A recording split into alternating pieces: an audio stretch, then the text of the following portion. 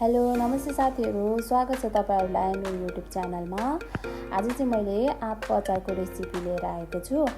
अनि सुरुमा चाहिँ यसलाई मजाले पखालेर राखिन्छ अनि यसलाई चाहिँ काटेर नुनमा भिजाउने हो। एक रात भिजाएपछि चाहिँ घाममा सुकाउने, सुकाइसकेपछि चाहिँ अनि आँपको अचार लगाउन रेडी हुन्छ है आँप चाहिँ। अनि त्यसपछि चाहिँ हामी मसलाहरू रेडी गर्छौं। मसलाहरू रेडी गर्नको लागि चाहिँ सुरुमा चाहिँ मैले जिरा अनि खोर्सानीलाई चाहिँ भुटेको छ। जिरा र खोर्सानी अनि मेथी पनि भुटेर, ज्वानोलाई पनि धनियालाई पनि भुटेर कुटेको हातले। अनि यसलाई कुटिसकेपछि चाहिँ छानेर राख्ने, त्यो धुलो मात्रै निकालेको छ। अनि मैले भन्दा नि भाउजू म भएर गरेको हो हामीले चाहिँ। अनि हामीले चाहिँ तोरी पिसाएको थियौँ तेल बनाउनलाई। अनि त्यसको पिना भन्छ नि, त्यो पिनालाई पनि पकाएर अचारमा लगाउनलाई रेडी गरिरहेको छौँ। आगोमा पकाइरहेको छु यो चाहिँ। अनि यो लगाउँदाखेरि चाहिँ अझै मसला धेरै हुन्छ भनेर चाहिँ भन्नुहुन्छ हाम्रो भाउजूले चाहिँ।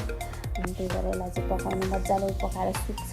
यो मजाले सुकेर पाकेपछि चाहिँ अनि त्यो भिजाएर राखेको आँपको काटेको चाहिँ निकालेको यो सुकाइसके पछाडि चाहिँ त्यो मसलालाई मोल्ने, घोल्ने, मजाले चलाउने, मिक्स गर्ने।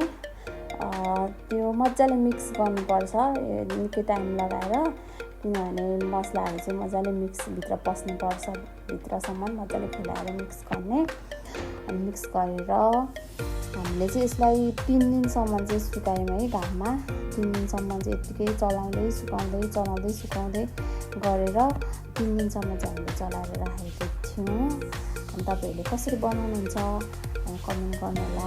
हामीले जसरी बनाएको थियौँ।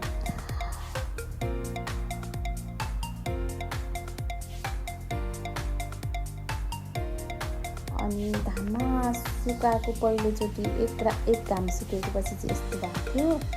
अनि अर्कोचोटि फेरि अर्को दिन पनि सुकायौँ। अनि लास्टमा 3 दिनको बादमा चाहिँ यस्तो भएको थियो।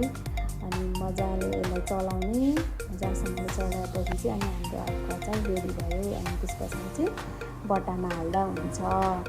अनि मेरो भिडियोहरू हेर्नुभएकोमा धन्यवाद। अनि जसले हेर्नुभएको छैन हेरेर सपोर्ट गर्नुहोला। अनि सब्सक्राइब गर्नुभएकोहरू सबैजनालाई म धन्यवाद गर्न चाहन्छु।